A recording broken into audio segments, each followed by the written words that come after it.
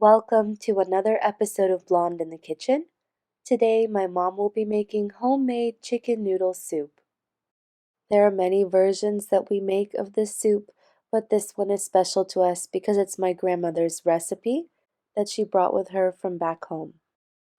If this is your first time making your own homemade noodles, you'll be surprised with how easy it is to make them. This recipe calls for half a cup of flour to each egg. We're using 3 eggs, so that makes a total of 1½ cups flour and a pinch of salt. For soft and supple dough, let it rest for at least an hour.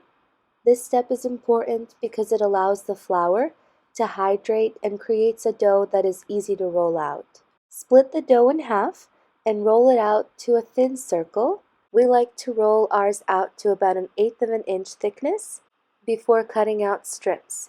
Our strips are about 1½ inch thick, and we like to layer them on top of each other to cut out squares or rectangles. Feel free here to make them as big or small as you'd like, and once you've cut them out, spread the pieces out on your cutting board or counter to let them dry for an hour or even overnight before boiling. Now that we're done with our noodles, let's move on to making our broth. In a pot big enough to fit a 4 to 5 pound chicken, stuff the cavity with your parsley and dill. To make a nutrient-rich broth that is filled with flavor, we like to add bell peppers, carrots, yellow onion with the skin on, celery, garlic, parsnips, and turnips that work like a natural antibiotic, along with black peppercorns, bay leaf, and some salt. Add enough water to cover your chicken and simmer for 2½ to 3 hours. Once the broth is done, remove the chicken and the vegetables and sieve the broth before adding salt and pepper to taste. It's time to cook the noodles. You can see here that they've dried and they're ready to boil.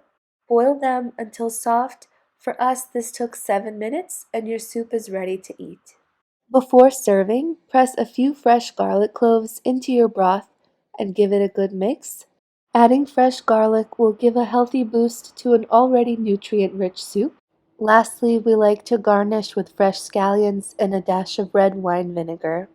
Now, whether you're getting over a cold like myself, or if you're just in the mood for one of the most comforting foods out there, I hope you give this soup a try. I want to thank you so much for watching.